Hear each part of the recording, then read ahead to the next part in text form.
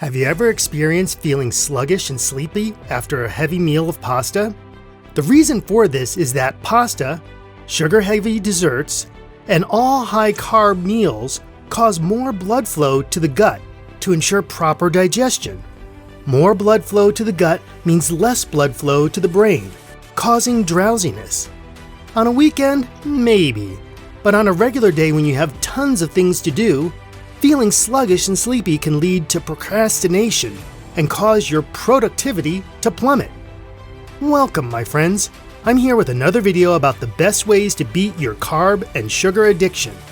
Click the link in the description of this video to access your free one-day keto-friendly meal plan. This is Gerald, your health coach and chef. Let's begin. A standard American diet has 2,100 calories, according to the National Health and Nutrition Examination Survey. 47% of those calories come from carbohydrates.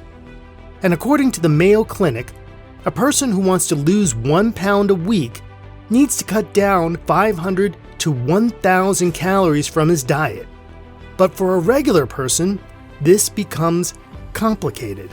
Because when you speak of calories, you're talking about carbohydrates, fats, and protein. So how do you slash calories? Where do you cut down? How would you know? First, let's talk about what causes obesity, or what I refer to as dad bod. When the amount of your caloric intake is more than the number of calories you spend, the unspent calories, or the excess calories, are converted to fat and stored in the body, usually the belly. How do you know how many calories you need? There are websites that can help you compute your caloric requirement based on your height, age, gender, and lifestyle. So, for example, based on the computation you found that you need 2,000 calories per day, but if you eat 2,500 calories per day, the extra 500 calories will be converted to fat and stored in your belly. Imagine doing that every day. Incidentally, as I mentioned, there are 3 sources of energy that our body uses for all bodily functions: glucose, from carbohydrates, fatty acids, from fats, and amino acids, from proteins. I am sure everyone is aware of what food contains carbohydrates, fats, and proteins. Basically, pasta, rice, and bread are under the carbohydrates. Butter, oil, and chicken skin are under the fats. Don't you just love those crispy chicken skins? And seafood and beef are under protein. Alright? Those are the basic food sources. If you want me to talk more about these, let me know. Send me your thoughts in the comments section below. Anyway, if all excess calories are stored as fat, we can use that stored fat and burn it as fuel for our energy expenditure. Or how do we prevent storing extra calories? Of all 3 sources of energy, carbohydrates are the largest source of excess calories, which turn into stored fat. Why did I say that? Think about your breakfast. What did you eat more today? Pancakes and bread, or eggs? For lunch, what did you fill yourself up with? A spaghetti meal with a bowl full of pasta and 1 small meatball? Okay, 3 small meatballs? Right? After eating that carbohydrate-filled meal, you will feel sluggish and sleepy within an hour. Again, blood flow is concentrated to the gut to help digestion, thereby reducing blood flow in the brain, resulting in drowsiness. Another factor is the thing called insulin. Insulin is a hormone produced by the pancreas, and its main purpose is to lower the sugar or glucose in our body by transporting the glucose in the blood into the cells as a source of fuel for our bodily functions. Glucose is the food for our cells. Insulin works by moving or transporting the glucose into our cells to be used as energy. Each time we eat, our body produces insulin in order to move the glucose to the different cells of the body. When you eat a high carbohydrate meal, the carbohydrate is converted to glucose and your blood glucose spikes. Your body will then need to produce more insulin to transport the glucose from the blood into the cells. But when the cells receive their supply of glucose, the extra glucose is converted into fat. Remember, glucose comes from carbohydrates that we eat. Incidentally, just a fun fact, did you know that there are fruits high in sugar which also contribute to the high glucose levels in the blood? The sugars that come from fruits are called fructose. Grapes are one high fructose fruit and should not be eaten in heaps, just so you know, because there are a lot of people who substitute fruits for pasta, bread, and rice, thinking the fruits are low in calories, so they should be good for weight loss. Wrong. Anyway, I digress.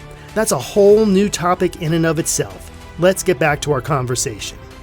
Insulin is a fat-making hormone because it converts extra sugar, glucose, in our blood into fat. High insulin levels in the blood stop the burning of fat and promote the conversion of incoming food, especially the extra calories, into stored fat. So after the glucose is delivered to the cells, your blood sugar returns to normal. That is, if you consume just enough calories that your body needs. But the question is, do you? A diabetic person or a person with diabetes has insulin resistance, and the pancreas, which produces insulin in a diabetic, either produces little insulin that their body needs or no insulin at all, resulting in high blood glucose levels. Again, as I mentioned earlier, high insulin levels in the blood result in a stop of the fat-burning process in the body that results in the glucose conversion to stored fat. Now, when the body cells do not receive the glucose supply from insulin, the body feels pangs of hunger. And when you are hungry, what do? You eat. And when you are extremely hungry, you eat a lot. This aggravates the situation because more food intake means more glucose in the blood. More glucose in the blood means more insulin is needed. But since the pancreas cannot produce enough insulin, the blood glucose spikes. That is when diabetics need insulin shots or medicine to help bring their blood sugar levels down. We can see from these situations that carbohydrates play a major part in stored fat. But you say, I'm not a diabetic. I shouldn't have that problem. Come on, champ. Do you eat just enough carbohydrates in each meal every day? In order to reduce stored fat and therefore lose weight, you have to reduce your carbohydrate intake. This is what you count, not total calories. Dietary fat is good for the body. It is an essential nutrient. Dietary fat is crucial for the absorption of fat-soluble vitamins and minerals. What is dangerous and unhealthy is the stored body fat. When you reduce the glucose in the blood, the body turns to fat as a source of fuel for bodily functions. This is where the real fat breakdown happens. It is called ketosis. It happens when the blood does not have enough carbohydrates to use as a source of energy, and the body burns fat instead. The byproduct of this process is ketones. When you eat a low-carb diet, your body will need less insulin. There will be no excess glucose in the blood, and there will be no excess insulin, especially for diabetics, which will stop the fat-burning process. And when you increase your fat intake, it will replace glucose as the source of fuel for the body. To optimize the benefits of this process, increase your physical activity or add exercise to your daily routine. It doesn't have to be a hardcore weightlifting practice. A simple walk can do wonders to your metabolism. There's this girl who lost 15 pounds from walking an hour every day for 8 months, coupled with a low-carb diet. Low-carb, high-fat diet promotes the use of ketones as fuel for the body. Again, ketones are the byproduct of fat metabolism. Fat metabolism is when the stored fat in our body is broken down and changed into a source of energy for the body. In short, when you reduce your intake of carbohydrates, what the body will use as fuel will be the fat. Imagine doubling this up with a regular exercise program. Picture your body fat slowly melting away. There are lots of benefits from the use of ketones. Did you know that although our brain is only 2% of our total body weight, it consumes up to 20% of our caloric intake? This is because it uses a lot of oxygen for its function. And what feeds the brains? Ketones. Ketones are brain food. Wait, now don't get me wrong. Glucose is the brain's main fuel, but the brain functions which use glucose can be supplied by a small amount of glucose, which a low-carb diet can easily supply. Ketones, on the other hand, can supply 75% of the brain's energy needs. In an ideal low-carb diet, a person should eat only about 50 grams of carbohydrates a day.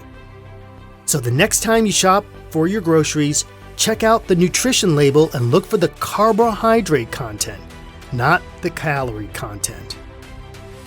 Thanks for watching the video, and I hope this video helps you to understand certain principles and habits that are quite beneficial when it comes to quitting carbs and sugar and losing weight, as well as creating a new, healthy paleo lifestyle.